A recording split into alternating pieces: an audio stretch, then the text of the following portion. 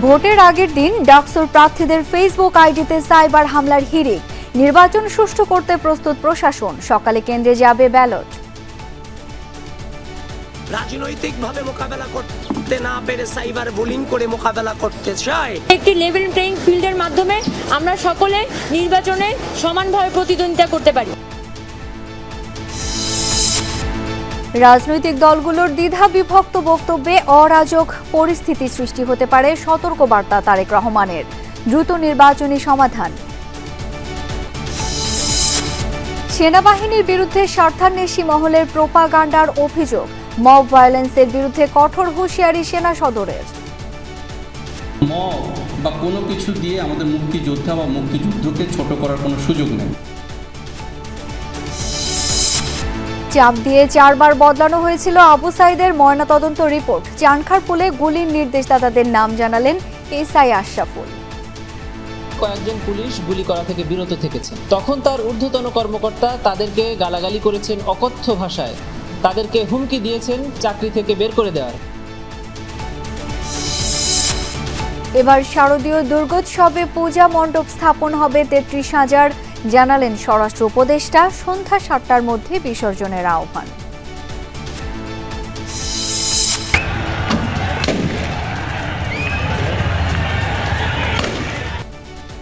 নেপালে ফেসবুক সহ সামাজিক মাধ্যম নিষিদ্ধের প্রতিবাদে পার্লামেন্ট ভবনে ছাত্র জনতার হানা। গুলিতে 14 জনের মৃত্যু। কারফিউ জারি। শহীদ মিনারে লেখক বুদ্ধিজীবী কমরেড বদরুদ্দিন ওমরকে অন্তিম শ্রদ্ধা। জুরাইনে বাবা মার কবরে শায়িত হলেন চিরনিদ্রায়।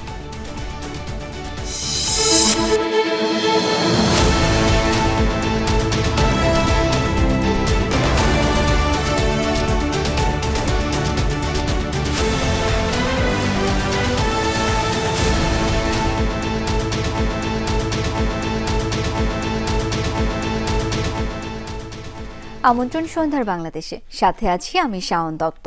এতক্ষণ শিরোনামগুলো দেখছিলেন। ডাকসু নির্বাচনের ঠিক আগের দিন হঠাৎ উদ্বেগ ক্যাম্পাস জুড়ে। প্রায় সকল প্রার্থীর ফেসবুক আইডিতে ক্রমাগত চলছে সাইবার হামলা। এরই মধ্যে নিষ্ক্রিয় হয়ে পড়েছে অনেক আইডি। এই নিয়ে শঙ্কা প্রকাশ করেছেন প্রার্থীরা। অন্যদিকে প্রার্থিতা ফিরে পেতে জুলিয়াস সিজারের করা রিট খারিজ করে দিয়েছেন আদালত। রাত পোহালেই ডাকসু নির্বাচন। কেন্দ্রে কেন্দ্রে চলছে শেষ মুহূর্তের প্রস্তুতি। মঙ্গলবারের নির্বাচন ঘিরে ঢাকা বিশ্ববিদ্যালয়ে এখন সাজ সাজ রব। এবারের ডাকসু নির্বাচন শুরু থেকেই ছিল বেশ উৎসবমুখর। বড় কোনো শঙ্কা ছিল না, হয়নি কোনো অপ্রীতিকর ঘটনাও। তবে ভোটের ঠিক একদিন আগে উদ্বেগ ছড়ায়। সকাল থেকে একের পর এক প্রার্থীদের ফেসবুকে চলতে থাকে সাইবার হামলা। নিষ্ক্রিয় হয়ে যায় ছাত্রদল, ঐক্যবদ্ধ শিক্ষার্থী জোটের ভিপিজিএস সহ বেশ কয়েকজনের ফেসবুক আইডি। ক্রমাগত সাইবার হামলার অভিযোগ করে ঐক্যবদ্ধ শিক্ষার্থী জোটও। নিরাপত্তার স্বার্থে আইডি নিষ্ক্রিয় করে রেখেছেন অনেকে। এ নিয়ে এক ব্রিফিংয়ে ছাত্রদল জানায়, একটি গোষ্ঠী সরাসরি মোকাবেলা করতে না পেরে সাইবার হামলা চালাচ্ছে। ব্যালটের মাধ্যমে শিক্ষার্থীদের জবাব দেওয়ার আহ্বান জানান তারা। সাইবার হামলা নিয়ে শঙ্কা প্রকাশ করেছেন ঐক্যবদ্ধ শিক্ষার্থী জোটের প্রার্থীরাও। আমার আইডিটি 11:30টার দিকে ডিসেবল করা হয় সাইবার অ্যাটাকের মাধ্যমে।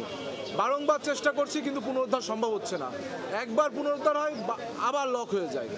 একইভাবে আমাদের এজিএস প্রার্থী তানভীর আল হাদি মায়েদ, তার আইডিটি ভেরিফাইডও না, কিন্তু তার আইডিটিও একই অবস্থা, ডিসেবল হচ্ছে। যারা এই অন্যায় পথকে বেছে নিয়েছে, যারা এই প্রপাগান্ডাকে বেছে নিতে চায়, সাইবার বুলিং করে রাজনৈতিকভাবে মোকাবেলা করতে না পেরে সাইবার বুলিং করে মোকাবেলা করতে চায়, প্রিয় ঢাকা বিশ্ববিদ্যালয়ের শিক্ষার্থীবৃন্দ, আপনারা আগামীকাল 9 সেপ্টেম্বর ব্যালটের মধ্য দিয়ে তার জবাব ইনশাআল্লাহ আপনারা দেবেন, সেটা আমরা বিশ্বাস করি। প্রার্থীদের ফেসবুক আইডিতে সাইবার হামলা নিয়ে উদ্বেগ প্রকাশ করেছেন আরেক ভিপি প্রার্থী উমামা ফাতেমা। বলেন, ভোটারদের নিরুৎসাহিত করতেই এই অপচেষ্টা। ভোটারদের ভোট কেন্দ্রে আসতে নিরুৎসাহিত করার জন্য এই ধরনের একটা গম্ভীর পরিস্থিতি তৈরি করার চেষ্টা করা হচ্ছে। আমরা বিশ্ববিদ্যালয় প্রশাসন এবং নির্বাচন কমিশনের কাছে একান্ত অনুরোধ জানাই যে আপনারা প্রার্থীদের, সকল প্রার্থী যারা আছেন তাদের তাদের আইটি নিরাপত্তা বা আইটি নিরাপত্তার জন্য দ্রুত তাদেরকে হচ্ছে একটা আইটি সহায়তা প্রদান করুন। এদিকে ডাকসুর ভিপি পদে প্রার্থিতা ফিরে পেতে আবারও হাইকোর্টের দ্বারস্থ হয়েছেন জুলিয়াস সিজার তালুকদার, তবে তার রিটটি খারিজ করে দেন হাইকোর্ট। আমি যে আদেশটা দিয়েছে আমি সেটার প্রেক্ষিতে আমি আপিল করব এবং আমার প্রতিপক্ষ আইনজীবীরা যে তথ্য এখানে উপস্থাপন করেছেন সেটি অসত্য ছিল। আমি বিশ্বাস করি যে যেখানে রাষ্ট্র বিপন্ন থাকে, রাষ্ট্রর অব্যবস্থাপনা থাকে, সেখানে ন্যায় বিচার সব জায়গায় পাওয়া যায় না। সোমবার ভোর থেকেই নিরাপত্তা ব্যবস্থা জোরদার করা হয়েছে গোটা ক্যাম্পাসে। আর মাত্র কয়েক ঘন্টা এরপরই এই রকম 810টি বুথে ভাগ্য নির্ধারণ হবে ঢাকা বিশ্ববিদ্যালয়ের। কে হবেন ডাকসুর নতুন ভিপি, জিএস কিংবা এজিএস, সেই উত্তেজনায় ঢাকা বিশ্ববিদ্যালয়ের পাশাপাশি গোটা বাংলাদেশ। সুমাইয়া ঐশী, যমুনা নিউজ, ঢাকা। দর্শক, ডাকসু নির্বাচনের আরও খবরাখবর জেনে নেব সহকর্মী আল-আমিন হক অহনের কাছ থেকে। অহন, এই সময়ে সে কেমন দেখছেন ক্যাম্পাসের সার্বিক পরিবেশ এবং নির্বাচনের প্রস্তুতি বা কতটা দেখতে পাচ্ছেন, জানাবেন বিস্তারিত।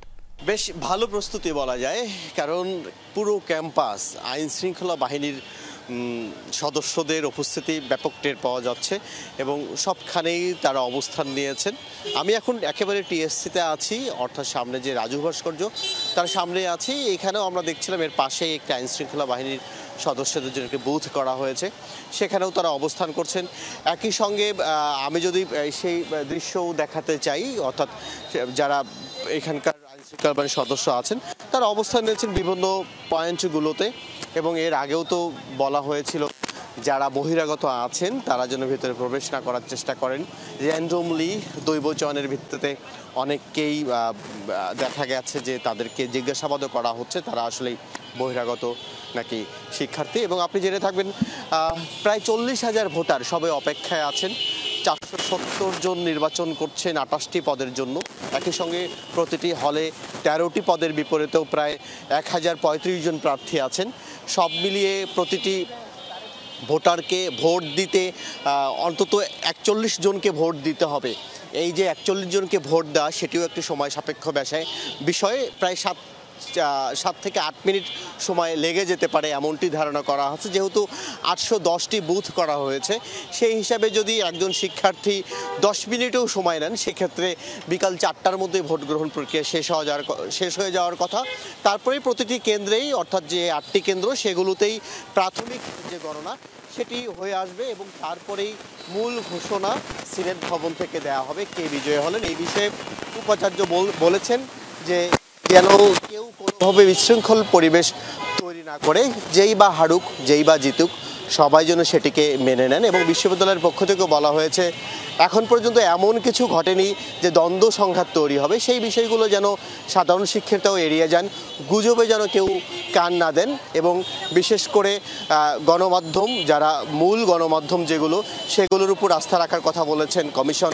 একই সঙ্গে তাদের বিশ্ববিদ্যালয়ের ওয়েবসাইট এবং তাদের সামাজিক যোগাযোগ মাধ্যম থেকেই যেন খবরগুলো তারা নেন, এই বিষয়গুলো বলতে সাধারণ শিক্ষার্থীদেরকে জানানো হয়েছে। এবং এইসব সাধারণ শিক্ষার্থী একেবারে উন্মুখ হয়ে আছেন আগামীকালকার জন্য। আগামীকাল এই সময়ের মধ্যে হয়তো অনেকটা স্পষ্ট হবে কে হচ্ছেন ভিপি। অহন, অনেক ধন্যবাদ আপনাকে। সকল প্রস্তুতি শেষে আগামীকাল অনুষ্ঠিত হতে যাচ্ছে ডাকসু নির্বাচন। প্রার্থীদের যোগ্যতার বিচারে এবার লড়াই হবে হাড্ডাহাড্ডি। ভোট উৎসবে নিরাপত্তা দিতে বিশ্ববিদ্যালয় প্রশাসনের পাশাপাশি ব্যাপক প্রস্তুতির কথা জানিয়েছে পুলিশ। আজ থেকে নিয়ন্ত্রিত হবে ঢাকা বিশ্ববিদ্যালয় ক্যাম্পাসে বহিরাগতদের চলাচল। শিক্ষার্থীদের মন জয়ে ব্যাপক প্রচার প্রচারণা শেষে ক্ষণগণনা ভোটের। 6 বছর পর এবার ঢাকা বিশ্ববিদ্যালয় কেন্দ্রীয় ছাত্র সংসদ ও হল সংসদ নির্বাচন হতে চলেছে তুমুল প্রতিদ্বন্দ্বিতাপূর্ণ। কেন্দ্রীয় সংসদের 28টি পদের জন্য লড়ছেন 471 জন প্রার্থী। 18টি হলে প্রতিটিতে 13 পদের বিপরীতে হল সংসদে লড়ছেন 1035 জন শিক্ষার্থী। ঢাকা বিশ্ববিদ্যালয় পড়ুয়া 39,874 শিক্ষার্থীর রায় নিতে প্রস্তুত মোট 8টি ভোট কেন্দ্র। পোলিং অফিসাররা সকাল 7:30টায় গণমাধ্যমের সামনে ব্যালট বাক্স খুলে দেখানোর পর করে দেয়া হবে সিলগালা। 8টা থেকে শুরু ভোটের মহরণ। ডাকসু দীর্ঘদিন পরে হওয়ার কারণে এটাকে ছাত্রছাত্রীরা একটা গ্রেট অপরচুনিটি মনে করছে যে আমাদের একটা সুযোগ বাংলাদেশে দীর্ঘদিন গণতন্ত্রের চর্চা নেই, সেই সুযোগটাকে তারা কাজে লাগিয়ে ডাকসুতে একটা চমৎকার একটা ইলেকশন মাধ্যমে তাদের নেতৃত্ব তারা তৈরি করবে। সার্বক্ষণিক নিরাপত্তা নিশ্চিতে কাজ করবে বিশ্ববিদ্যালয় প্রশাসনের 19টি টিম। সর্বোচ্চ নিরাপত্তা দিতে 2096 জন পুলিশ ও স্ট্রাইকিং রিজার্ভ নিয়োজিত থাকবে বলে জানান ডিএমপি কমিশনার। ফুড পেট্রোল বহাল আছে, মোবাইল পেট্রোল বহাল আছে। আমরা আমাদের অফিসারদের সাথে বডি অন ক্যামেরাও যুক্ত করে দিয়েছি। বোম ডিসপোজাল ইউনিট, সোয়াট টিম নিয়োগ করব, ক্রাইম সিন ম্যানেজমেন্ট করব, ডিবি সাদা পোশাকে নিয়োজিত থাকবে, আরসোএ গেট স্থাপন করা হবে, সিসি ক্যামেরা মনিটরিং সেল করা হবে, স্ট্রাইকিং রিজার্ভ থাকবে। সোমবার রাত 8:30 থেকে 10 সেপ্টেম্বর ভোর 6টা পর্যন্ত ঢাকা বিশ্ববিদ্যালয় প্রাঙ্গণে প্রবেশ করতে পারবেন না বহিরাগতরা। বৈধ পরিচয়পত্র দেখিয়ে প্রবেশ করতে পারবেন বিশ্ববিদ্যালয়ের শিক্ষক শিক্ষার্থী এবং কর্মকর্তা কর্মচারীরা। ক্যাম্পাসের 8টি প্রবেশ পথে থাকছে চেকপোস্ট। সব মিলিয়ে শান্তিপূর্ণ নির্বাচনের প্রত্যাশার কথা জানিয়েছেন উপাচার্য অধ্যাপক নিয়াজ আহমেদ খান। আমরা আল্লাহর উপর বিশ্বাস রাখছি, মানুষের শুভ বুদ্ধির উপরে আমরা আস্থা রাখছি। ব্যাপক যে জনসমর্থন আমাদের এই কর্মযজ্ঞে আছে, বিশেষ করে শিক্ষার্থীদের যে ব্যাপক আগ্রহ আছে, তাকে ভিত্তি হিসেবে নিয়েছি। আমরা পুরোদস্তুর আশাবাদী যে আগামীকালকে আপনাদের সবাইকে সাথে নিয়ে আমরা দীর্ঘদিনের এই পরিশ্রমে যে পথ অতিক্রম করে এসেছি তার একটি চূড়ান্ত ফলাফল দেখতে পাবো। বিকেল 4টা পর্যন্ত চলবে ডাকসু নির্বাচনের ভোট গ্রহণ। ভোট গণনা হবে 14টি মেশিনে, যেগুলো ঘন্টায় 5 থেকে 8 হাজার ব্যালট গণনায় সক্ষম। গণনা শেষে ফল ঘোষণা হবে ঢাকা বিশ্ববিদ্যালয়ের নবাব নওয়াব আলী চৌধুরী সিনেট ভবন থেকে। তানজিম শাফিন, যমুনা নিউজ, ঢাকা। জনগণকে বাইরে রেখে রাজনৈতিক দলগুলো নিজেরাই কথা বলতে থাকলে দেশে অরাজক পরিস্থিতি সৃষ্টি হবে। দীর্ঘ 8 বছর পর ঠাকুরগাঁয়ে বিএনপি সম্মেলনে এমন সতর্ক বার্তা দিয়েছেন ভারপ্রাপ্ত চেয়ারম্যান তারেক রহমান। এতে প্রস্তাবিত গণতান্ত্রিক যাত্রা ব্যাহত হতে পারে বলে শঙ্কা প্রকাশ করেছেন তিনি। অনুষ্ঠানে দলের মহাসচিব বলেন, সংস্কার শেষ করে অতি দ্রুত নির্বাচনের পথে যাওয়াই সবচেয়ে বড় বিকল্প। পার্থ সারথীকে সঙ্গে নিয়ে সাইফুদ্দিন রবিনের রিপোর্ট। চলছে ভোট, প্রার্থী সব একই দলের। সারিবদ্ধ ভোটারদের মধ্যে উৎসব মুখর পরিবেশ। উত্তরের জনপদ ঠাকুরগাঁওয়ে দেখা মিলল এই দৃশ্যের, যার অবতারণা ঠাকুরগাঁও জেলা বিএনপির দ্বিবার্ষিক সম্মেলন ঘিরে। তৃণমূল পর্যায়ে রাজনৈতিক দলের জেলা নেতৃত্ব নির্বাচন করেন প্রায় 800 কাউন্সিলর। দিনের শুরুতে এই কাউন্সিলের উদ্বোধন করেন ঠাকুরগাঁওয়েরই ভূমিপুত্র বিএনপি মহাসচিব মির্জা ফখরুল ইসলাম আলমগীর। জেলার সরকারি বালক উচ্চ বিদ্যালয়ের বড় মাঠে জাতীয় সঙ্গীত ও দলীয় সঙ্গীতের মধ্য দিয়ে পর্দা উঠে প্রায় 8 বছর পর বিএনপির কাউন্সিলের, যেখানে যোগ দেন ঠাকুরগাঁওয়ের 5টি উপজেলা ও 3টি পৌরসভার কাউন্সিলর ডেলিগেট সহ প্রায় 4500 নেতাকর্মী। দ্বিতীয় অধিবেশনে বিএনপি মহাসচিব বলেন, যারা বারবার বাংলাদেশকে অস্থিতিশীল করতে চেয়েছে এবং সাবেক রাষ্ট্রপতি জিয়াকে হত্যা করেছে, তারাই আবারও গণতন্ত্রকে হত্যার চক্রান্ত করছে।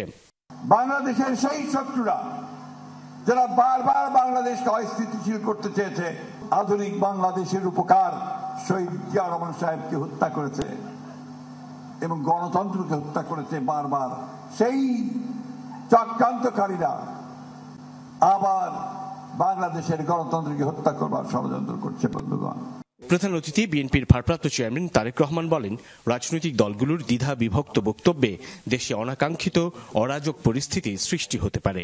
যদি রাজনৈতিক দলগুলো একটি জায়গায় বসে আলোচনার পরিবর্তে, একটি সিদ্ধান্তের পরিবর্তে, জনগণের কাছে যাওয়ার পরিবর্তে যদি শুধু নিজেরাই আমরা কথা বলতে থাকি, তাহলে যে পরিস্থিতি পলাতক স্বৈরাচারকে আবার ফিরে আসার পরিস্থিতি হয়তো তৈরি করতে পারে। সংস্কার কমিশনের যেসব বিষয়ে ঐকমত্য হয়নি, জনগণের সিদ্ধান্তের উপর তা ছেড়ে দেওয়ার আহ্বানও জানান বিএনপির ভারপ্রাপ্ত চেয়ারম্যান। কোথাও হয়তো কেউ কেউ কোনো কিছু করার চেষ্টা করছে, যার মাধ্যমে জনগণের সেই প্রস্তাবিত গণতান্ত্রিক যে যাত্রা, সেই যাত্রা ব্যাহত হতে পারে। শহীদ জিয়া এবং দেশনেত্রী খালেদা জিয়ার প্রত্যেকটি সৈনিকের কাছে আমার আহ্বান, আপনাদের প্রত্যেককে সচেতন থাকতে হবে। যে কোনো মূল্যে বাংলাদেশের বিরুদ্ধে ষড়যন্ত্র রুখে দিয়ে গণতন্ত্র প্রতিষ্ঠা করার প্রত্যয় ব্যক্ত করেন তারেক রহমান। এমন কোন পরিস্থিতিতে বা এমন কোন পদ্ধতি আমরা অনুসরণ করব না যেই পদ্ধতিতে জনগণের শান্তি এবং শৃঙ্খলা নষ্ট হয়। বিএনপি সরকার গঠনে সক্ষম হলে ৩১ দফার আলোকে দেশকে সামনে এগিয়ে নেওয়ার আশা প্রকাশ করেন বিএনপির ভারপ্রাপ্ত চেয়ারম্যান তারেক রহমান। কাউন্সিল যে কোনো রাজনৈতিক দলেরই স্বাভাবিক প্রক্রিয়া, কিন্তু বিগত সময়ে নানান বাধা বিপত্তি আর নিপীড়নের মুখে সেই স্বাভাবিক কাজটাই অস্বাভাবিক, কঠিন সাধ্য আর দুরূহ হয়ে পড়েছিল বিএনপির জন্য। ৫ আগস্ট পরবর্তী বাংলাদেশে দলটি জেলা ও উপজেলা পর্যায়ে আবারও কাউন্সিলে ফিরেছে। আর ঠাকুরগাঁও জেলা বিএনপির কাউন্সিল এমন এক সময় অনুষ্ঠিত হচ্ছে যখন দলটি ফেব্রুয়ারিকে নির্বাচনের সম্ভাব্য সময় ধরে এগুচ্ছে। আর তাই এই কাউন্সিলের মধ্য দিয়ে বিএনপির তৃণমূলের নেতৃত্বই কেবল নিশ্চিত হবে না, বরং নির্বাচনের প্রস্তুতি হিসেবেও দলটি এগিয়ে যাবে, এমন প্রত্যাশা তৃণমূলের সাধারণ নেতাকর্মীদের। সাইফুদ্দিন রবিন, যমুনা নিউজ, ঠাকুরগাঁও। মুক্তিযোদ্ধাদের অপমান করে কোনো মব সৃষ্টি করা যাবে না। মব সহিংসতা দমনে সেনাবাহিনী কাজ করছে এবং ভবিষ্যতে কেউ বিশৃঙ্খলা সৃষ্টি করলে কঠোর ব্যবস্থা নেওয়া হবে বলে নিয়মিত ব্রিফিংয়ে জানিয়েছে সেনা সদর। ত্রয়োদশ জাতীয় সংসদ নির্বাচনে সেনাবাহিনী নির্বাচন কমিশন ও সরকারের নির্দেশে কাজ করবে, তবে এখনো কোনো নির্দেশনা পায়নি তারা। সম্প্রতি টাঙ্গাইলে বঙ্গবীর কাদের সিদ্দিকীর বাড়িতে হামলাসহ বেশ কিছু মব সন্ত্রাস নিয়ে সমালোচনা চলছে দেশ জুড়ে। সোমবার দুপুরে সেনা সদর আয়োজিত সংবাদ সম্মেলনে মব সন্ত্রাস দমনে সেনাবাহিনীর অবস্থান আবারও স্পষ্ট করা হয়। সিভিল এইড টু পাওয়ার অনুযায়ী কোথাও মবের তথ্য পেলেই সেনাবাহিনী নিয়ন্ত্রণ নেয়। কোনো মব বা কোনো কিছু দিয়ে আমাদের মুক্তিযোদ্ধা বা মুক্তিযুদ্ধকে ছোট করার কোনো সুযোগ নেই। যেখানে যখন মব হয়েছে সাথে সাথে সেনাবাহিনী দ্রুততম সময় সেখানে পৌঁছে সেটাকে পরিস্থিতিকে নিয়ন্ত্রণে নিয়ে এসছে। কয়েকটি জায়গায় যেখানে আমাদের বিলম্ব হয়েছে সেটা আমাদের যে সোর্স থেকে ইনফরমেশন পেতে আমাদের বিলম্ব হয়েছে। সামাজিক যোগাযোগ মাধ্যমে সেনাবাহিনীকে নিয়ে অপপ্রচার বিষয়ে সেনা সদর জানায়, সেনাবাহিনী দেশের কোনো দলের নয়। দেশের বাইরে থেকে গুজব বা প্রোপাগান্ডা চালানো হলে সরকার প্রয়োজনীয় ব্যবস্থা নেবে, পাশাপাশি জনগণও এর জবাব দেবে বলে প্রত্যাশা তাদের। আমরা কিন্তু এই দেশেরই সন্তান, সেনাবাহিনী কিন্তু বাইরের থেকে কেউ আসেনি। সো দেশের জন্য, দেশের মানুষের জন্য আমরা যেখানে কাজ করছি সেই দেশের মানুষই যদি আমাদের বিরুদ্ধাচার করে, আমাদের বিরুদ্ধে সোশ্যাল মিডিয়াতে কিছু বলে থাকে, তাহলে এর বিরুদ্ধে সরকার এবং জনগণ তারাই যথাযথ ব্যবস্থা গ্রহণ করবে। সংবাদ সম্মেলনে জানানো হয়, ত্রয়োদশ জাতীয় সংসদ নির্বাচনে সেনাবাহিনী নির্বাচন কমিশন ও সরকারের নির্দেশনা অনুযায়ী দায়িত্ব পালন করবে, তবে এখনো কোনো আনুষ্ঠানিক নির্দেশনা মেলেনি। এদিকে নিষিদ্ধ দলের মিছিলের ঘটনা আইন শৃঙ্খলা বাহিনী খতিয়ে দেখছে বলেও জানানো হয়। আমরা জেনেছি যে সেনাবাহিনীকে সম্পৃক্ত করা হবে। এখন পর্যন্ত ইলেকশন কমিশন থেকে আমরা কোনো ফর্মাল কোনো নির্দেশনা পাইনি, বাট আমাদের মধ্যে একটা প্রস্তুতি অবশ্যই রয়েছে। ইলেকশন কমিশন থেকে যে দায়িত্ব দেওয়া হবে সেই দায়িত্ব অনুযায়ী আমরা আমাদের দায়িত্ব পালন করব। সাংবাদিকদের প্রশ্নের জবাবে কর্নেল শফিকুল ইসলাম বলেন, ডাকসু নির্বাচনের সঙ্গে বাহিনীর কোনো সংশ্লিষ্টতা নেই। এ বিষয়ে বিভ্রান্তি ছড়াচ্ছে একটি স্বার্থান্বেষী মহল। ডাকসু নির্বাচনের সাথে সেনাবাহিনীর কোনো সংশ্লিষ্টতা নেই। আহমেদ রেজা, যমুনা নিউজ, ঢাকা। তৎকালীন এডিসি আক্তারুলের নির্দেশে চানখারপুলে গুলি চালানো হয়। এর আগে শাহবাগ থানায় এসে গুলি চালাতে নির্দেশ দেন ডিএমপি কমিশনার হাবিবুর রহমান ও যুগ্ম কমিশনার সুদীপ কুমার। আন্তর্জাতিক অপরাধ ট্রাইব্যুনালে দেয়া সাক্ষ্যে তথ্য জানিয়েছেন এসআই আশরাফুল। একই দিন ট্রাইব্যুনাল 2-এ আবু সাইদের ময়নাতদন্তকারী চিকিৎসক ডাক্তার রাজিবুল ইসলাম বলেন, গুলিবিদ্ধ হয়ে অভ্যন্তরীণ রক্তক্ষরণে মৃত্যু হয় আবু সাইদের। তবে চাপ প্রয়োগে তার প্রথম রিপোর্ট 4 বার বদলানো হয়। জুলাই অভ্যুত্থানের প্রথম শহীদ আবু সাইদ হত্যা মামলায় সোমবার সাক্ষ্য দিয়েছেন ময়নাতদন্তকারী চিকিৎসক ডাক্তার রাজিবুল ইসলাম। তিনি জানান, প্রথম রিপোর্টে লেখা ছিল গুলিবিদ্ধ হয়ে অভ্যন্তরীণ রক্তক্ষরণেই মারা গেছেন আবু সাইদ, কিন্তু নানামুখী চাপ প্রয়োগে সে রিপোর্ট 4 বার পরিবর্তন করতে বাধ্য করা হয়। সাক্ষী স্পষ্ট করেন, প্রথম রিপোর্টে ছিল সঠিক। তার পোস্টমর্টম পরপর 4টা পোস্টমর্টম নেওয়া হয় নাই। পরবর্তীতে তার বক্তব্যকে পরিবর্তন করে বাধ্য করা হয়েছিল। 3 জন সাক্ষ্য ব্যক্তির নাম, উনি আসামির নাম বলেছেন, এই 3 জন ব্যক্তি মূলত তাকে এটা প্রেশারাইজ করে এটা পরিবর্তন করিয়েছে। তাতে কর্তৃপক্ষের নির্দেশের কথা বলেছেন, নেত্রীর কনসার্নের কথা বলেছেন। এদিকে ট্রাইব্যুনাল একে শেখ হাসিনার বিরুদ্ধে মানবতা বিরোধী অপরাধ মামলার সাক্ষ্যে উঠে আসে চানখারপুলে গুলি চালানোর ঘটনা হয়েছিল পুলিশের ঊর্ধ্বতন কর্মকর্তাদের নির্দেশে। এমনটাই জানান এসআই আশরাফুল। বলেন, ঘটনার দিন চাইনিজ রাইফেল ও পিস্তল দিয়ে গুলি চালাতে নির্দেশ দিয়েছিলেন এডিসি আক্তারুল। এরই প্রেক্ষিতে কনস্টেবল সুজন, নাসিরুল সহ কয়েকজন টার্গেট করে গুলি চালায়। এই সময় কনস্টেবল অজয় চাইনিজ রাইফেল দিয়ে গুলি না করায় তার হাত থেকে অস্ত্র কেড়ে নিয়ে তা সুজনকে দেন এডিসি আক্তারুল।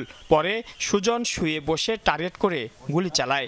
এ সময় তাদের গুলিতে কয়েকজন সেখানেই নিহত হয়। উনি সহ কয়েকজন পুলিশ গুলি করা থেকে বিরত থেকেছেন। তখন তার ঊর্ধ্বতন কর্মকর্তা তাদেরকে গালাগালি করেছেন অকথ্য ভাষায়, তাদেরকে হুমকি দিয়েছেন চাকরি থেকে বের করে দেওয়ার। ইস্যু করা হয়েছিল 40টি, কিন্তু এরও অতিরিক্ত বুলেট পুলিশ অফিসাররা বা ঊর্ধ্বতন কর্তৃপক্ষরা সাথে করে নিয়ে গিয়েছিল। যে বুলেটগুলো দিয়েই গুলি করা হয়েছে, গুলি শেষে, হত্যাকাণ্ড শেষে আবার সেই পরিমাণ গুলি জমা দেওয়া হয়েছে যাতে প্রমাণ না করা যায়। এদিকে তদন্ত সংস্থার কাছে দেয়া বদরুদ্দিন উমরের জবানবন্দি ট্রাইব্যুনালের সাক্ষ্য হিসেবে গ্রহণের জন্য আবেদন করা হবে বলেও জানায় প্রসিকিউশন। মাইনুল মারুফ, যমুনা নিউজ, ঢাকা। ছাত্র জনতার বিক্ষোভকে কেন্দ্র করে রণক্ষেত্রে পরিণত হয়েছে কাঠমান্ডু। নিরাপত্তা বাহিনীর সাথে সংঘর্ষে প্রাণ গেছে অন্তত 14 জনের, আহত শতাধিক। সরকারের দুর্নীতি এবং ফেসবুক, হোয়াটসঅ্যাপ, ইনস্টাগ্রাম, ইউটিউব সহ 25টির মতো সামাজিক মাধ্যম বন্ধের প্রতিবাদে বিক্ষোভে নামে শিক্ষার্থীরা। পর্যায়ক্রমে এতে যোগ দেন ব্যবসায়ী সহ সাধারণ নাগরিকরাও। অবরোধ করা হয় বিভিন্ন গুরুত্বপূর্ণ স্থাপনা, ভাঙচুর চালানো হয় পার্লামেন্ট চত্বরে। আন্দোলনকারীদের দমাতে মোতায়েন করা হয় সেনাবাহিনী, জারি করা হয়েছে কারফিউ। জলকামান থেকে ছোড়া পানিতে ছত্রভঙ্গ হয়ে পড়েন আন্দোলনকারীরা। তবে কিছুক্ষণ পরেই কয়েকগুণ শক্তিতে আবারও রুখে দাঁড়ান নিরাপত্তা বাহিনীর সামনে। টিয়ার গ্যাস কিংবা বুলেট, কোনো কিছুকেই যেন বাধা মানছেন না নেপালের বিক্ষোভকারীরা। এক পর্যায়ে পার্লামেন্ট চত্বরে ঢুকে পড়েন বিক্ষোভকারীরা। বিভিন্ন স্থানে ধরিয়ে দেন আগুন, চালানো হয় ভাঙচুর। একই চিত্র প্রেসিডেন্টের সরকারি বাসভবন, ভাইস প্রেসিডেন্টের বাসভবন, সিংহদরবার সহ বিভিন্ন গুরুত্বপূর্ণ স্থানগুলোতেও। গেল বৃহস্পতিবার ফেসবুক, এক্স, ইউটিউব এবং ইনস্টাগ্রাম সহ 25টির মতো সামাজিক মাধ্যম বন্ধ করে সরকার। কর্তৃপক্ষের দাবি, নেপালের নিয়ম মেনে এসব সোশ্যাল সাইটগুলোকে নিবন্ধন করতে বলা হয়, কিন্তু নির্দিষ্ট সময়ে প্রতিষ্ঠানগুলো তা করেনি, ফলে বন্ধ করা হয়েছে এগুলো। তবে আন্দোলনকারীদের দাবি, সরকারের দুর্নীতি নিয়ে সমালোচনা করা হয় এসব সামাজিক মাধ্যমে, ফলে বন্ধ করা হয়েছে এসব সাইট। ছোট থেকে বড় সব ধরনের ব্যবসার জন্য আমরা নির্ভর করে সোশ্যাল সাইটগুলো, তাই এগুলো বন্ধ করলে বড় ক্ষতির মুখে পড়বো আমরা। বিভিন্ন সংবাদের জন্য ফেসবুকের উপর নির্ভরশীল আমরা। পরিস্থিতি সামাল দিতে জারি করা হয় কারফিউ, মোতায়েন করা হয়েছে সেনাবাহিনী, বিমানবন্দর সহ গুরুত্বপূর্ণ বিভিন্ন স্থাপনায় নেওয়া হয়েছে বাড়তি সতর্কতা। মীর মুশফিকা হাসান, যমুনা নিউজ। এবছর দুর্গাপূজায় নাশকতার কোনো আশঙ্কা নেই বলে জানিয়েছেন স্বরাষ্ট্র উপদেষ্টা। বলেন, যারা দুষ্কৃতিকারী তারা শুধু পূজা নয়, সব জায়গায় দুষ্কর্ম করার চেষ্টা করবে। তাদের কোনো দল মত নেই। উপদেষ্টা জাহাঙ্গীর আলম চৌধুরী জানান, পূজা মণ্ডপ ঘিরে মেলায় মদ, গাঁজার আড্ডা বসতে দেওয়া হবে না। মণ্ডপে 24 ঘন্টা কমিটি ও আনসারের সদস্যদের সমন্বয়ে নিরাপত্তা দেওয়া হবে। সনাতন ধর্মাবলম্বীদের সবচেয়ে বড় ধর্মীয় উৎসব শারদীয় দুর্গাপূজা শুরু হচ্ছে 28 সেপ্টেম্বর। এবার সারা দেশে প্রায় 33,000 পূজা মণ্ডপে দুর্গাপূজা হবে। পূজার সার্বিক নিরাপত্তায় আইনশৃঙ্খলা বাহিনীর শীর্ষ কর্মকর্তা ও পূজা উদযাপন কমিটির নেতাদের নিয়ে সচিবালয়ে বৈঠক করেছেন স্বরাষ্ট্র উপদেষ্টা। জানান, এবার সারা দেশে মণ্ডপের নিরাপত্তায় শুধু আনসার সদস্যই থাকবেন 3 লাখ। দায়িত্ব পালন করবে পুলিশ সহ অন্যান্য আইনশৃঙ্খলা রক্ষাকারী বাহিনীর সদস্যরাও। এছাড়া দুর্গাপূজা উপলক্ষে একটি অ্যাপস তৈরি করা হয়েছে। এর মাধ্যমে যে কোনো অপ্রীতিকর ঘটনার সাথে সাথে জানানোর সুযোগ থাকবে। দিনে 3 জন করে মনে হয়, আর রাত্রে 4 জন করে লোক। 24 ঘন্টা যেন এই মণ্ডপটা একটা অবজারভেশনে থাকে, এই ব্যবস্থা থাকবে। আর আমাদের থেকে আনসারের সদস্য আমার সদস্যরাও থাকবে এবং তারাও এই 24 ঘন্টা ওটা অবজার্ভ করবে যেন কোনো রকমের সমস্যা না হয়। স্বরাষ্ট্র উপদেষ্টা দাবি করেন দুর্গাপূজায় কোনো ধরনের নাশকতার আশঙ্কা করছে না পূজা উদযাপন কমিটি। বলেন পূজাকে কেন্দ্র করে মণ্ডপের আশেপাশে কোনো মেলা বসতে দেয়া হবে না। পূজা উপলক্ষে অনেক সময় আশেপাশে যে মেলাগুলি হয়, তারপরে ওখানে গাজার আড্ডা বসে, মদের আড্ডা বসে, এইগুলি কিন্তু এবার কোনো অবস্থায় হবে কোনো রকমের কোনো মেলা হবে না। বাট ওই ছোটোখাটো 2-1টা দোকান থাকতে পারে। যারা দুষ্কৃতিকারী সারা সব জায়গায় দুষ্কর্ম করার চেষ্টা করে, এটা শুধু পূজা না, সব জায়গায় করার চেষ্টা করবে। দুর্গাপূজায় সন্ধ্যা 7টার আগেই প্রতিমা বিসর্জন করতে হবে বলে জানিয়েছেন স্বরাষ্ট্র উপদেষ্টা। 7টার আগেই যেন বিসর্জনটা শেষ করতে পারে। আলমগীর স্বপন, যমুনা নিউজ, ঢাকা। রাজধানীর শাহবাগ থানায় দায়ের করা সন্ত্রাস বিরোধী আইনের মামলায় সাবেক সিনিয়র সচিব আবু আলম শহীদ খানকে কারাগারে পাঠিয়েছেন আদালত। বিকেলে চিফ মেট্রোপলিটন ম্যাজিস্ট্রেট আদালত এই আদেশ দেন। এ সময় তার বিরুদ্ধে সরকার উৎখাতের ষড়যন্ত্রের অভিযোগ আনেন রাষ্ট্রপক্ষের আইনজীবী। সোমবার বিকেলে আদালতে হাজির করা হয় সাবেক স্থানীয় সরকার সচিব আবু আলম শহীদ খানকে। মামলার তদন্ত কর্মকর্তা রিমান্ড না চেয়ে তাকে কারাগারে পাঠানোর আবেদন করেন। সংক্ষিপ্ত শুনানি শেষে আবু আলম শহীদ খানকে কারাগারে পাঠানোর আদেশ দেন আদালত। পরে রাষ্ট্রপক্ষের আইনজীবী জানান, মঞ্চ ৭১ নামের একটি সংগঠনের ব্যানারে সরকার উৎখাত ও রাষ্ট্রবিরোধী ষড়যন্ত্র করেছিলেন সাবেক এই সিনিয়র সচিব। এ কারণেই তাকে গ্রেফতার করা হয়েছে। 2018 সালের নির্বাচন থেকে 2024 সালের নির্বাচনের সময় উনি বিভিন্নভাবে ফ্যাসিস্ট হাসিনার পক্ষে এই নির্বাচনটাকে সফল করার জন্য তিনি বিভিন্ন ষড়যন্ত্রে লিপ্ত ছিলেন। এছাড়াও যে ফ্যাসিস্ট হাসিনার পতনের পর তিনি বিভিন্ন টক শোতে এবং বিভিন্ন ধরনের মিডিয়াতে এই ফ্যাসিস্ট হাসিনার পক্ষে উনি সাফাই গিয়েছেন এবং বক্তব্য রেখেছেন। এই সরকারের বিরুদ্ধে বিভিন্ন ধরনের উস্কানিমূলক বক্তব্য রেখেছেন। এদিন আদালতে কোনো জামিন শুনানি হয়নি বলে জানিয়েছেন আসামি পক্ষের আইনজীবীরা। বিজ্ঞ আদালতে উপস্থিত হয়েছিলাম। বিজ্ঞ আদালত আমরা আসামির পাওয়ার এবং পিটিশন রেডি করেছিলাম। ইন দ্য মিন টাইম বিজ্ঞ আদালত অর্ডার পাস করেছেন, আসামিকে CW মূলে জেল হাজতে প্রেরণ করেছেন। এবং পরবর্তীতে আমরা জামিন শুনানি করব এবং আবার নতুন করে আমরা আবার জামিন পিটিশন দিব। রোববার রাতে শাহবাগ থানার সন্ত্রাসী বিরোধী আইনের মামলায় রাজধানীর ইস্কাটন থেকে আবু আলম শহীদ খানকে গ্রেফতার করে ঢাকা মহানগর গোয়েন্দা পুলিশ। একই মামলায় এর আগে সাবেক মন্ত্রী লতিফ সিদ্দিকী সহ 16 জনকে গ্রেফতার করা হয়। রিয়াজ রায়হান, যমুনা নিউজ, ঢাকা। জুরাইন কবরস্থানে মা বাবার সমাধিতে দাফন করা হলো দেশের বাম তত্ত্বচর্চার মহিরুহ গবেষক ও লেখক বদরুদ্দিন ওমরকে। এর আগে সকাল 10:15টার দিকে শেষ শ্রদ্ধা জানাতে কেন্দ্রীয় শহীদ মিনারে নেওয়া হয় তার মরদেহ। সেখান থেকে 1:01টায় জানাজার জন্য নেওয়া হয় ঢাকা বিশ্ববিদ্যালয়ের কেন্দ্রীয় জামে মসজিদে। শ্রদ্ধা জানাতে আসা সবাই বলেন, এমন প্রথিতযশা ব্যক্তিত্বের মৃত্যুতে অপূরণীয় ক্ষতি হলো দেশের। অনেকের কথায় উঠে আসে তার আপসহীন জীবনও। যে আদর্শকে জীবনভর লালন করেছেন, রেখে যাওয়া সেই আদর্শের অনুসারীদের স্লোগানে শুরু হলো অন্তিম যাত্রার আগের শ্রদ্ধা জ্ঞাপন। এর আগে কেন্দ্রীয় শহীদ মিনারে সকাল 10:15টায় মরদেহবাহী গাড়িতে আনা হয় বদরুদ্দিন উমরকে। 10:30টায় কফিনে তুলে নেওয়া হয় শ্রদ্ধা জ্ঞাপন মঞ্চে। বিভিন্ন মতাদর্শের রাজনৈতিক ও সাংস্কৃতিক কর্মীরা এ সময় শ্রদ্ধা জানাতে আসেন।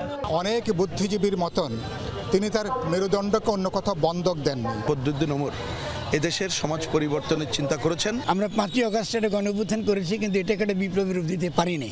ফলে এটা পূর্ণ হবে যদি আমরা এই গণরাজনৈতিক ধারাকে শক্তিশালী করতে পারি। সে শক্তিশালী করবার প্রক্রিয়ায় উমর থাকবেন। ওনার চিন্তা চেতনার ধারক যারা আছেন তারা এগিয়ে আসবেন এবং ওনার যে শূন্যস্থান, সে শূন্যস্থান পূরণে ভূমিকা রাখবেন। আমরা কিন্তু এক জায়গায় এক ছিলাম, সেটা হলো বর্তমান যুগ হলো পুঁজিবাদ থেকে সমাজতন্ত্র সাম্যবাদে উত্তরণের যুগ। বাংলাদেশের স্বৈর শাসনের উদ্ভবের কারণ বুঝতে গেলে বদরুদ্দিন ওমরকে পড়তে হবে। সমগ্র জীবনটাকে উৎসর্গ করেছিলেন সামাজিক বিপ্লবের জন্য। ভবিষ্যতেও বাংলাদেশের তরুণ প্রজন্ম তার কাছে স্মরণ করবে বলে সে আশা ব্যক্ত করছে। সাধারণ মানুষের পক্ষাবলম্বী একটা জীবন ছিল। শ্রদ্ধা জানাতে আসেন অন্তর্বর্তী সরকারের একাধিক উপদেষ্টা। উনার সাথে সাথে ইতিহাসের একটা পর্ব শেষ হলো। উনি যেটা সত্য সেটাকে বলবার চেষ্টা করেছেন। বৈষম্য, অপশাসন এগুলির বিরুদ্ধে কথা বলেছেন। উনি অনেক বড় একজন তাত্ত্বিক এবং ঐতিহাসিক হিসেবে ভূমিকা রেখেছেন।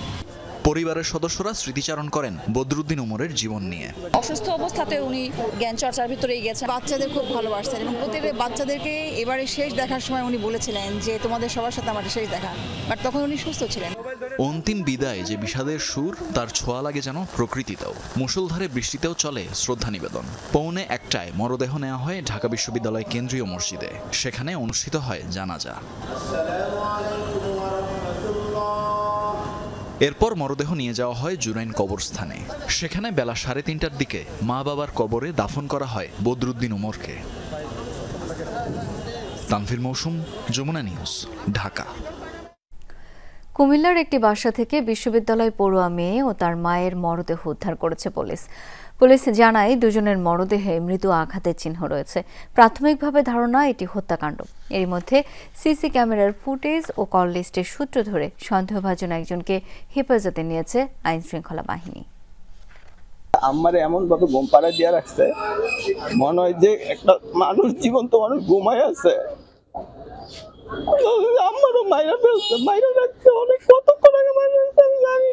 ঘর থেকে উদ্ধার করা হয়েছে মা মেয়ের মরদেহ। বর্ণনা দিতে গিয়ে শোকে কাতর হয়ে পড়ছেন ছেলে। কুমিল্লার কালিয়াজুরির এই বাসায় ভাড়া থাকতেন মা আর বিশ্ববিদ্যালয় পড়ুয়া মেয়ে। কাজের সুবাদে দুই ছেলে থাকতেন ঢাকায়। গতরাতে বাসায় ফিরে অচেতন অবস্থায় দেখতে পান মা এবং বোনকে। 999-এ ফোন পেয়ে ঘটনাস্থল থেকে মরদেহ উদ্ধার করে পুলিশ। সুরতহাল শেষে মরদেহ ময়নাতদন্তের জন্য পাঠানো হয় কুমিল্লা মেডিকেলে। আমার চোখে ব্লাড, মুখেও ব্লাড, একদম আঘাতের চিহ্ন আছে। বোনেরটাও সেম, এই মোটামুটি কাছাকাছি আঘাতের চিহ্ন। তারা আমাদের এলাকাতে যতদিন আজ অনেক বছর তো ছিল, তারা ভালো তারা কারোর সাথে কোনো সময় মুখ কালাগালি এইসবই ছিল না, কিংবা ঝগড়াবাজি ছিল না। এদিকে সহপাঠীর মৃত্যুর খবর ছড়িয়ে পড়লে পুলিশ সুপারের কার্যালয়ের সামনে অবস্থান নেয় কুমিল্লা বিশ্ববিদ্যালয়ের শিক্ষার্থীরা। জড়িতদের দ্রুত গ্রেফতারের দাবিতে করেন বিক্ষোভ। একই দাবি জানান বিশ্ববিদ্যালয়ের উপাচার্য। আমাদের সহপাঠী, আমাদের বান্ধবী, তাকে এবং তার মাকে সহ তাদের নিজস্ব বাসায় ভাড়া বাড়িতে হত্যা করা হয়েছে। এখন অনেকক্ষণ হয়ে গেছে, এখন আমরা হত্যার কারণ বা কোনো কিছুই জানতে পারতেছি না। আমরা প্রশাসনের কাছে বারবার আসলেও তারা তেমন কোনো উদ্যোগ নিতেই পারছে না। তারা শুধু বলে যেতে থেকে যে আমরা এটা করবো ওইটা করবো, কিন্তু আলটিমেটলি তারা আমাদের কোনো রকম কোনো সুরক্ষা দিতে পারতেছে না। আমরা চাই এই ধরনের রিপিট না হোক, পুনরাবৃত্তি চাই না। আমরা চাই, এটা আমাদের ছাত্ররা উদ্বিগ্ন, আমরা নিজেরা উদ্বিগ্ন। একটা স্টুডেন্ট, তার আজকে ফাইনাল পরীক্ষা ছিল। বিক্ষোভ চলার 2 ঘন্টা পর শিক্ষার্থীদের সাথে কথা বলেন পুলিশ সুপার। জানান সিসিটিভি ফুটেজ দেখে সন্দেহভাজন একজনকে এরই মধ্যে হেফাজতে নেওয়া হয়েছে। আমরা সন্দেহজনক ইতিমধ্যে একজনকে আমরা অ্যারেস্ট করতে পেরেছি, তাকে আমরা জিজ্ঞাসাবাদ করব। আমি আশা করব আপনারা যদি আমাদেরকে সহযোগিতা করেন, তাহলে এই ঘটনার, এই ন্যাক্কারজনক এই ঘটনার সুষ্ঠু এবং দ্রুত তদন্ত সাপেক্ষে আমরা আসামি বাকি যারা জড়িত আছে তাদেরকে ধরতে। আটককৃত আব্দুর রব পেশায় কবিরাজ। র্যাবের তথ্য মতে নিহত মায়ের মোবাইলের কল লিস্ট অনুযায়ী সবশেষ কথোপকথন হয়েছিল আব্দুর রবের সাথেই। রাহিম সারোয়ার, যমুনা নিউজ।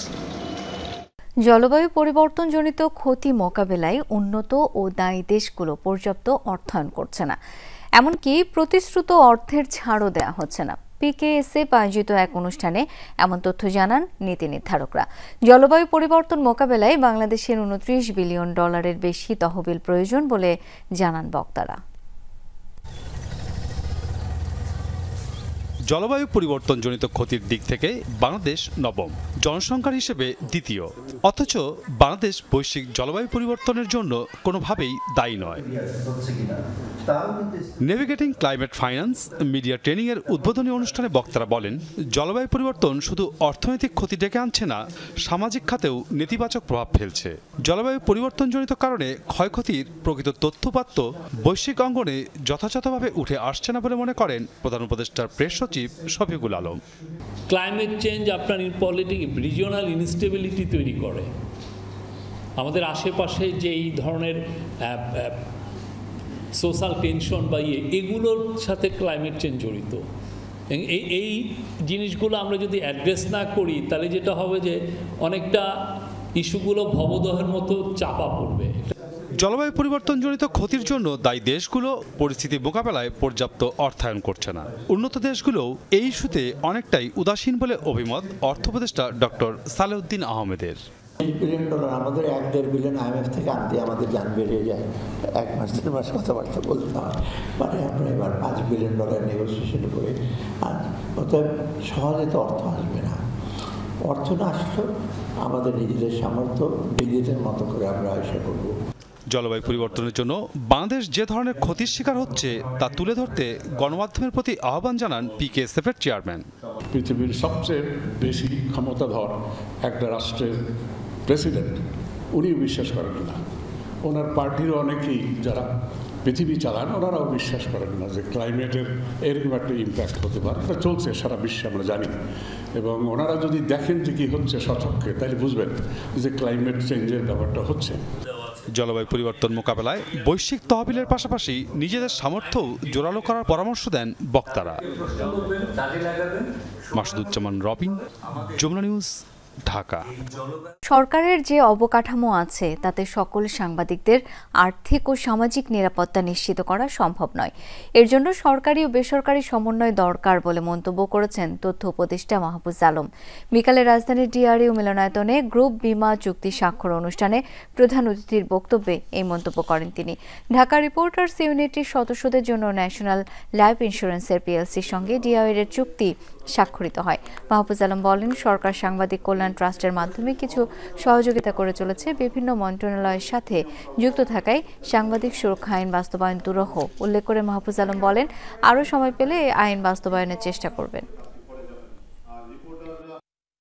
সাংবাদিকতা সুরক্ষা আইন যেটা সংস্কার কমিশন প্রস্তাব করেছে, এটা করে যাওয়ার ইচ্ছা আমার আছে। 9 ওয়েজ বোর্ড বাস্তবায়নের করার ইচ্ছা আছে, কিন্তু এটা এতটাই জটিল একটা প্রক্রিয়া, বিভিন্ন মন্ত্রণালয় আসলে এটার সাথে সম্পৃক্ত। তো এটা এই সময়টুকু আমি যদি পাই, আরো যে সময় দরকার আসলে এই পুরো প্রক্রিয়াটা শেষ করার জন্য, হয়তো আমি করে দিয়ে যেতে পারবো। আর যদি নাও করে দিতে পারি তাহলে হয়তো আমি একটা পর্যায় পর্যন্ত রেখে দিয়ে যাবো। পরবর্তী যারা তাদের কাছ থেকে আপনারা আশা করি এটা বুঝে নেবেন। পূর্ব জেরুজালেমে বন্দুকধারীদের হামলায় প্রাণ গেছে কমপক্ষে 6 ইসরায়েলের, গুরুতর আহত অন্তত 6 জন। নিরাপত্তা কর্মীদের ছোড়া পাল্টা গুলিতে মৃত্যু হয়েছে 2 বন্দুকধারীর। অভিযোগ, ফিলিস্তিনি প্রতিরোধ যোদ্ধা ছিল তারা। ঘটনার দায় কোনো গোষ্ঠী স্বীকার না করলেও অভিযানটিকে স্বাগত জানিয়েছে হামাস। এদিকে সহায়তাকারী ও মদতদাতাদের খুঁজে বের করে শাস্তির হুঁশিয়ারি দিয়েছেন ইসরায়েলি প্রধানমন্ত্রী বেনিয়ামিন নেতানিয়াহু।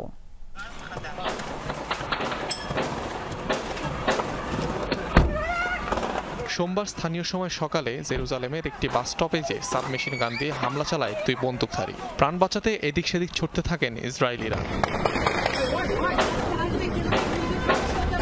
টার্গেট করা হয় বাস যাত্রী এবং পথচারীদের। ঘটনাস্থলে প্রাণ হারান বেশ কয়েকজন। অচেতন অবস্থায় পাওয়া যায় বেশ কয়েকজন গুলিবিদ্ধকে। উদ্ধার করা হয় কয়েকটি মরদেহ।